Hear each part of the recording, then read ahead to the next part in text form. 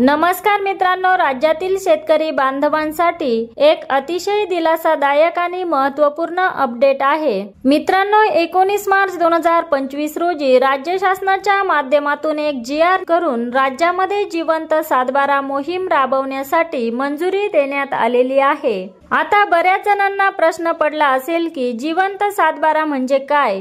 तर मित्रांनो, जे खातेधारक मयत झालेले आहेत अशा मयत खातेधारकांच्या वारसाच्या नोंदी न लागल्यामुळे मृत व्यक्तींची नावे तशीच आहेत, त्यामुळे PM किसानचा हप्ता असेल, अतिवृष्टीची अनुदाने असतील, कर्जमाफी असेल, अशा अनेक बाबींचा लाभ देत असताना मयत व्यक्तीच्या नावावरती देता येत नाही आणि परिणामी वारसांना लाभ मिळत नाही।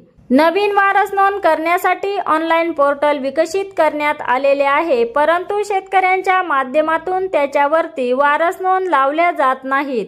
त्यामुळे वारस नोंद अगदी किचकट अशी प्रक्रिया बनून गेली होती। जिवंत सातबारा मोहीम राज्यभर राबवण्यासाठी राज्य शासनाच्या माध्यमातून 19 मार्च 2025 रोजी मंजुरी दिलेली आहे। त्याच्या माध्यमातून आता राज्यामध्ये 1 एप्रिल 2025 ते 10 मे 2025 या कालावधीमध्ये हा जिवंत सातबारा मोहीम, जिवंत सातबारा अभियान राबवले जाणार आहे।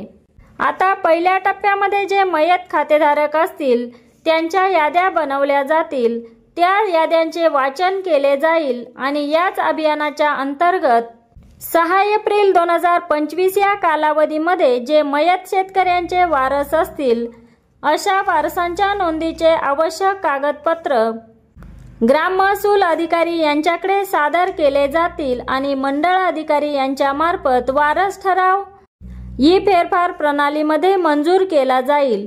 यानंतर 21 एप्रिल 2025 ते 10 मे 2025 या कालावधीमध्ये ग्राम महसूल अधिकारी यांनी ई-फेरफार प्रणालीमध्ये वारस फेरफार तयार करून पुढील कार्यवाही करतील।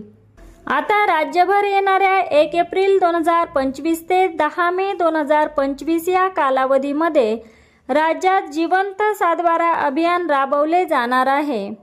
अशाच महत्त्वपूर्ण व्हिडिओसाठी चर्चा विकासाची या चॅनलला सबस्क्राईब नक्की करा आणि व्हिडिओ आपल्या मित्रांना नक्की शेअर करा। धन्यवाद।